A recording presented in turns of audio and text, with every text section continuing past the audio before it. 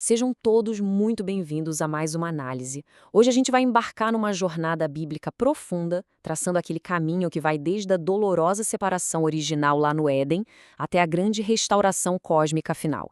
E o nosso foco aqui será estritamente o que os textos originais revelam sobre a nossa natureza, contrastando a sã doutrina apostólica com os sistemas teológicos criados por homens, sejam eles das igrejas reformadas, pentecostais ou católicas. Vamos olhar direto para a fonte. Para começar, a gente precisa mergulhar de cabeça no conflito central da nossa existência. Afinal, qual é a verdadeira diferença entre apenas sobreviver na carne e realmente florescer no espírito? É exatamente a batalha diária entre a natureza imediata caótica da carne e o fruto duradouro e pacífico do espírito.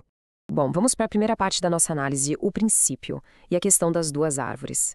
A narrativa original aponta duas opções cruciais no Éden. De um lado, a árvore da vida, que é a árvore das virtudes do Espírito, da justiça de Deus em Cristo, representando a comunhão eterna.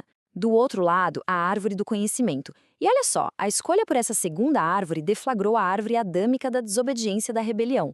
Não trouxe iluminação nenhuma, pelo contrário, gerou profanação e poluição, tanto espiritual quanto física, exigindo da humanidade o suor do próprio trabalho.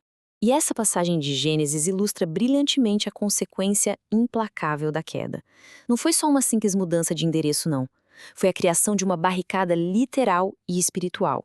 Uma espada flamejante que cortou o acesso da humanidade à fonte direta da vida, inaugurando o exílio e o poder de escravização e morte das trevas.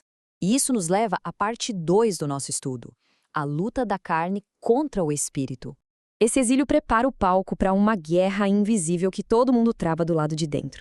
O apóstolo Paulo descreve isso de um jeito muito cru, com um grito de socorro que captura perfeitamente essa agonia de ter o eu dividido.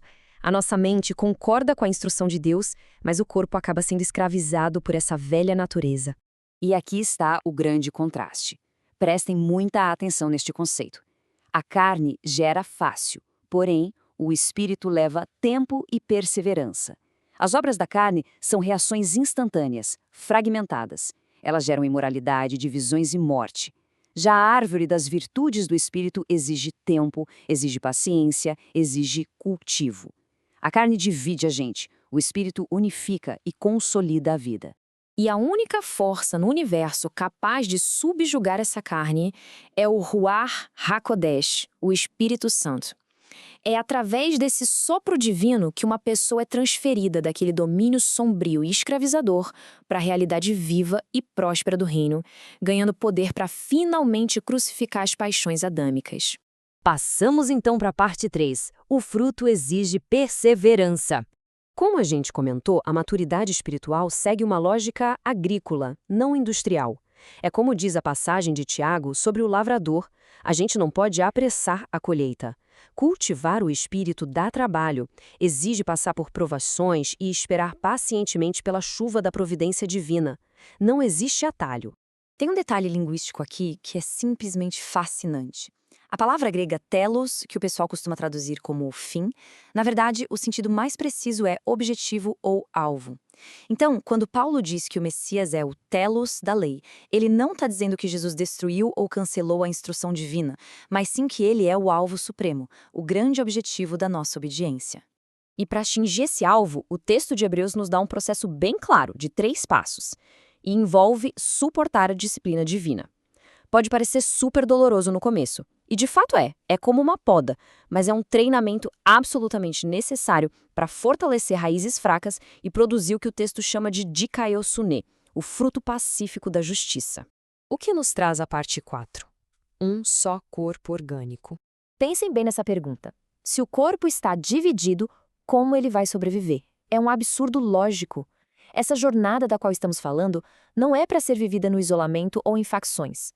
Quando olhamos para a doutrina dos apóstolos, fica escancarado o quão nocivas são as divisões criadas pelas tradições humanas, aquelas disputas onde um diz "eu sou de Paulo" e outro diz "eu sou de Apolo". É por isso que é tão crucial abandonar as placas de igrejas e denominações. A comunidade genuína não é uma instituição fraturada por dogmas denominacionais, mas sim um organismo vivo. Nós precisamos nos unir como um só povo, um só organismo orgânico coletivo, tendo o Senhor da Glória, Jesus Cristo, como nosso único e supremo pastor. As divisões enfraquecem a gente, mas unidos em Cristo, sem essas barreiras, nós somos verdadeiramente fortes. E dentro desse corpo vivo, a diversidade de dons, apóstolos, mestres, curas, é uma força, jamais um motivo para separação. É o princípio da interdependência. O olho não pode simplesmente declarar a independência da mão. Se um membro sofre, o sistema inteiro sente a dor. Se um é honrado, todos se alegram juntos. É um corpo só. E assim chegamos à nossa última parte, a parte 5, a restauração da vida. Vejam que simetria espetacular no livro de Apocalipse. A narrativa bíblica completa um círculo perfeito.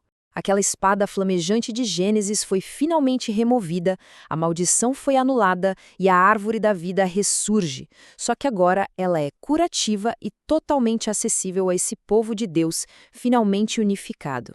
Mas fica o alerta, a verdadeira salvação não está nas obras reativas e fragmentadas da carne adâmica. A força está no compromisso diário e perseverante de lavar as vestes. É purificar a vida, abandonando as obras das trevas e focar 100% nessa unidade orgânica que só o Espírito Santo pode cultivar.